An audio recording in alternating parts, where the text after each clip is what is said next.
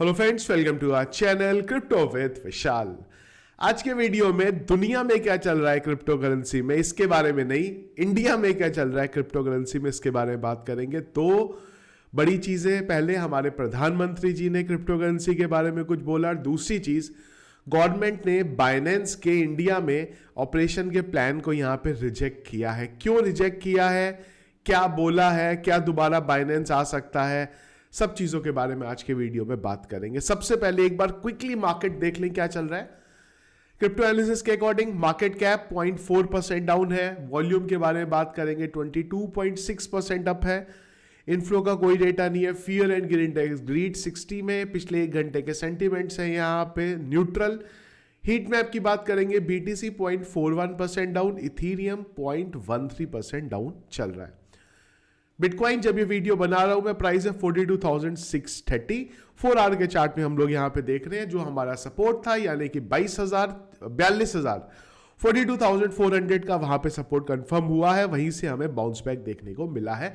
इसके अलावा बाकी चीजों के बारे में हमने पहले भी बात करी है। आ जाते हैं फटाक से अपने अपडेट्स में। यहां पे पहली चीज, प्रधानमंत्री जी ने बोला क्रिप्टो करेंसी के बारे में, और उन्होंने ये बोला है कि क्रिप्टो से और साइबर क्राइम से, दोनों चीजों के बारे में बोला। बहुत सारे इशू हैं और जो क्रिमिनल हैं वो आज की डेट में इन सब चीजों को यूज कर रहे हैं। 2024 में हमें नई टेक्नोलॉजी का यहां पे यूज करना पड़ेगा, जिससे हम इन सब चीजों को यहां पे रिजॉल्व कर सके। कॉन्फ्रेंस में प्रधानमंत्री जी ने जो है यहां पे बोला है, in recent times the nature and scope of crime have seen radical change. Criminals have wide networks across various countries and regions. They use the latest technology for both funding and operations.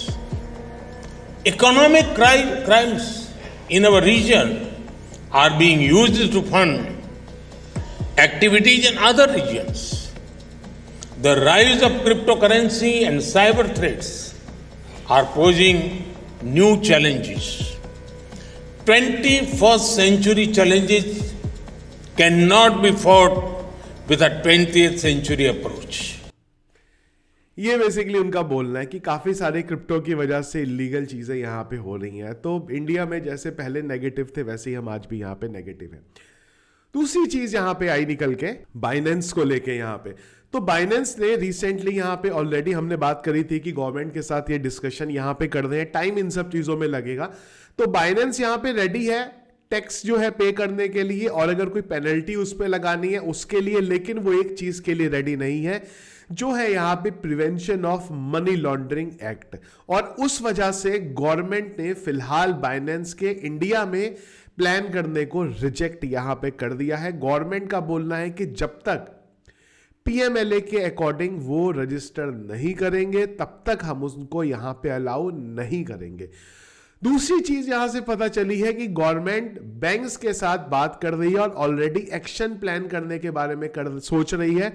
जो user अभी VPN का use कर रहे हैं यहां पे trading करने के लिए, मैंने पहले भी बोला है आप लोगों को, VPN का यूज करना यहां पे सही नहीं है, ना करें तो आप यहां पे अच्छा है।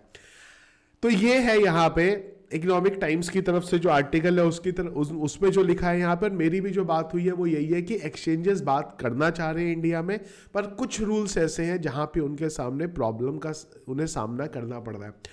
आप ये समझिएगा कि दुनिया में जो 2 सबसे बड़े एक्सचेंजेस कंप्लायंस को फॉलो करते हैं, एक है कॉइनबेस, दूसरा है यहां पे बाइनेंस। अगर बाइनेंस को प्रॉब्लम हो रही है तो बाकी एक्सचेंजेस को और ज्यादा यहां पे प्रॉब्लम होगी। यहां पे एक सॉल्यूशन मुझे ये लग रहा है, शायद कुछ आने वाले टाइम में आपको ऐसा होता हुआ देखने को मिल जाए कि बाइनेंस एक सेपरेट एंटिटी बना दे यहां पे इंडिया के लिए। जिस तरीके से बाइनेंस US चल रहा है, उसी तरीके से एक बाइनेंस इंडिया यहां पे चल सकता है, क्योंकि कोई भी एक्सचेंज इंडिया को खोना नहीं चाहता। पहली प्रायोरिटी उसकी यही है। पर हां, अब ये भी नहीं हो सकता कि वो सारी चीजों को फुलफिल कर ले। तो ये एक पॉसिबिलिटी मुझे दिख रही है यहां पे, बाइनेंस इंडिया करके एक आपको बहुत जल्दी एक नई एंटिटी यहां पे आती हुई देखने को मिल सकती है, अगर ये इन सब एक्ट्स में रजिस्टर नहीं करते। मनी लॉन्ड्रिंग एक्ट में बहुत सारी चीजें, इसमें से एक ये भी है, एक सर्टेन अमाउंट से ऊपर अगर किसी के एक्सचेंज में आया या गया है तो उसकी भी रिपोर्ट इनको देनी पड़ेगी। अब वो क्या होगा पता नहीं, यूएस में कई जगह पे वो $10,000 है, कुछ कंट्रीज में वो $20,000 है। इंडिया में क्या रूल आएगा पता नहीं इस बारे में।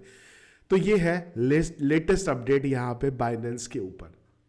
एक और इंडिया की तरफ से एक इंटरेस्टिंग मेरे को न्यूज लगी है कि यहाँ पे क्वाइनस्विच ने एक रिपोर्ट शेयर करी है और इनके अकॉर्डिंग जो 3 कंट्री सबसे ज्यादा इंडिया में जहां के लोग क्रिप्टो करेंसी यूज कर रहे हैं उसमें से बेंगलोर है, उसमें मुंबई है और उसमें दिल्ली है। और दिल्ली यहाँ पे फर्स्ट नंबर पे आ रही है अकॉर्डिंग टू यहाँ पे क्वाइनस्विच की रिपोर्ट। आप कौन सी सिटी से यहाँ पे बिलोंग करते हैं जरूर मुझे एक बार कमेंट बॉक्स में बताइएगा, जिससे हमें पता चले कि हमारे यूजर कहां से है। यहाँ पे लास्ट अपडेट जो है वो है यहाँ पे एल सेल्वाडोर की तरफ से। एल सेल्वाडोर के बहुत सारे क्रिटिसाइज हुए थे जब उन्होंने बिटकॉइन को एडॉप्शन में लिया था। स्पेसिफिकली उनके जो प्रेसिडेंट है उनके बारे में बहुत सारे यहाँ पे नेगेटिव अपडेट उनके बारे में आए थे, पर एग्जिट पोल के हिसाब से फिर से वही यहाँ पे एल सेल्वाडोर के प्रेसिडेंट बन रहे। अपने आप में एक पॉजिटिव चीज है।